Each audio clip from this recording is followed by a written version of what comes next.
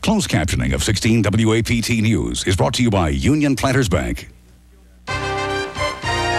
Now, from Jackson's Emmy Award-winning station, this is 16 WAPT News at 6. Another cult expert arrives in Pearl, this time at the request of parents. Find out why. Plus, the bikers are back, and we're not talking about the Harley riders, we're talking about the police.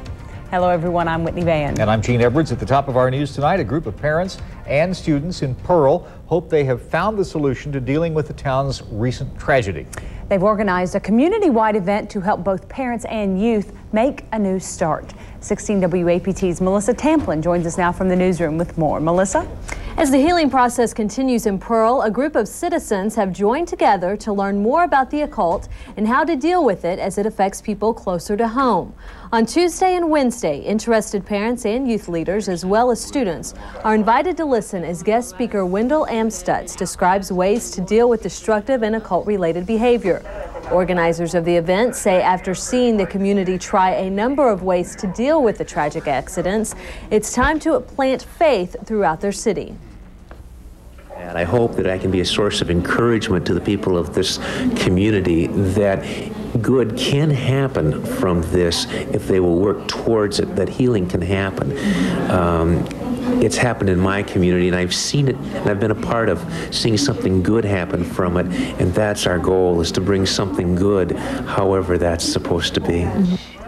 The seminar will begin Tuesday evening at Emmanuel Church in Pearl and continue Wednesday night. Both services begin at 7 p.m. Tonight at 10, we'll learn more about the services as we speak with the parents and students who have organized this event. In the newsroom, Melissa Tamplin, 16 WAPT News. Another frosty night ahead. Here's meteorologist David Hartman.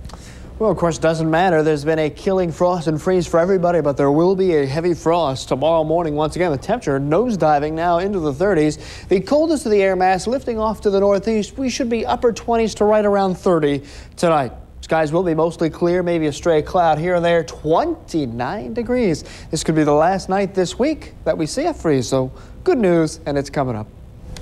Still no leads in this weekend's double homicide in the capital. Heart disease. It is the #1 killer in Mississippi. How a new program hopes to change that.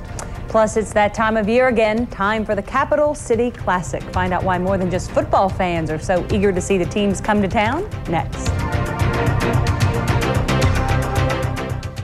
You're watching Gene Edwards, Whitney Vann, Sports Director Rick Whitlow, and meteorologist David Hartman. Next Red 16 weather on 16 WAPT News.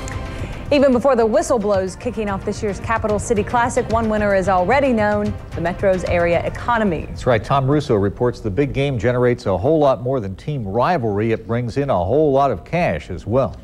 Kickoff between Jackson State and Alcorn takes place Saturday afternoon at Memorial Stadium.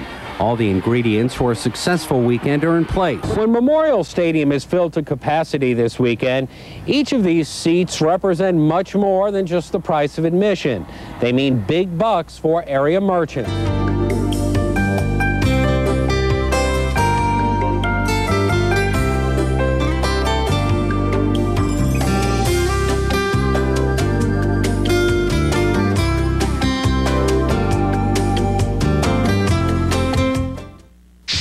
Now, meteorologist David Hartman and Next Red 16 weather, voted best weathercast in Mississippi by the Associated Press and the Mississippi Association of Broadcasters.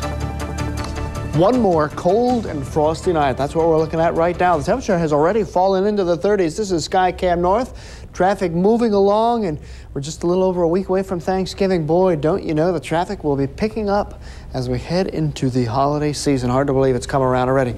Down to 38. You know, at 4 o'clock, it was in the 7-day outlook Friday and Monday. Big ball game in town on Saturday, and Capital City Classic weather looks good for that right now. Great. Terrific. Thank you. Coming up in sports, the Atlanta Braves signed a new player today who will change the look in the infield. And times are good at Southern Miss. The Eagles are going bowling. Rick Whitlow next.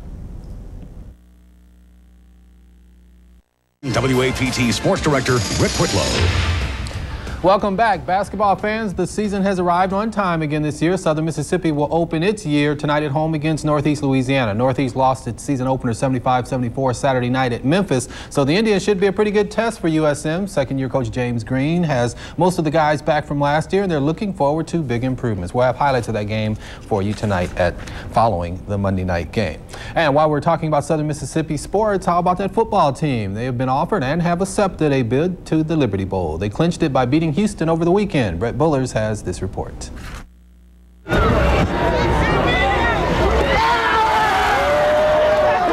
With about a minute remaining, Jeff Bauer received an ice water shower on a championship night. Oh, that's good. No excuse not to get out there, right? That's right.